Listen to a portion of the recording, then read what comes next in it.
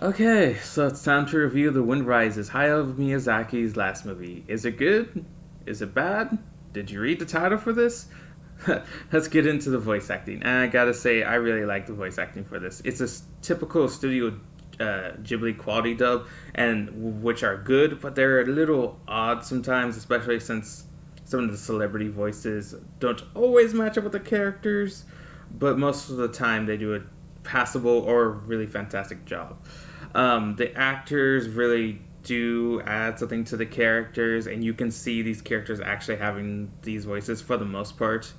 Joseph Gordon-Levitt and Emily Blunt do a really good job as the two lead voice actors, and I just really thought that their performances were pretty good, even if they did have a couple odd moments. And the supporting cast does a really good job helping to add something to their characters.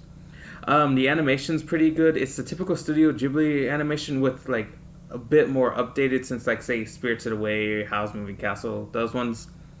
And there's it's not perfect. There are a couple odd frames of animation that you're a little freaked out by, and some of the characters look a little weird, but other than that, it's pretty good.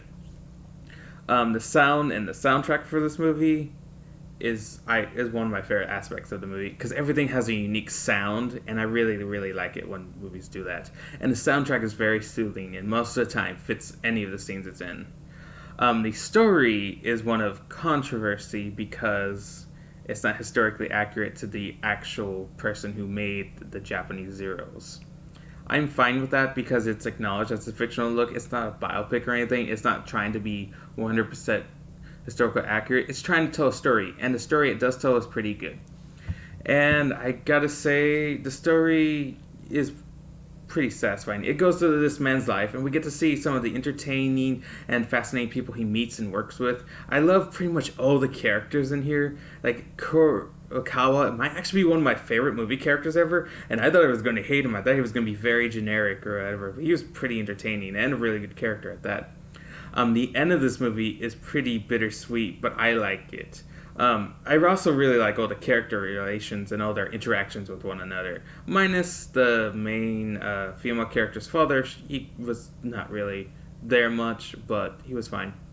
Um, the main problem I might have with anything would be that the romance felt a tad rushed, but that'd be more feel like nitpicking to me. But I still think it works pretty well. Um, the airplane making is very fascinating, and the main character dreams are a visual treat, and it doesn't really pull any punches when actually talking about what these planes were used for. They very well state these planes are going to be used to go kill people, to go bomb people, maybe kill innocent people.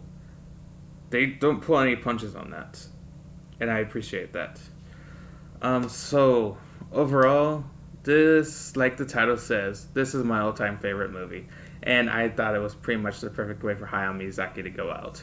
I can't really give it a higher recommendation than just go watch it and see for yourself. I really think it'd be worth your time. And other than that, later.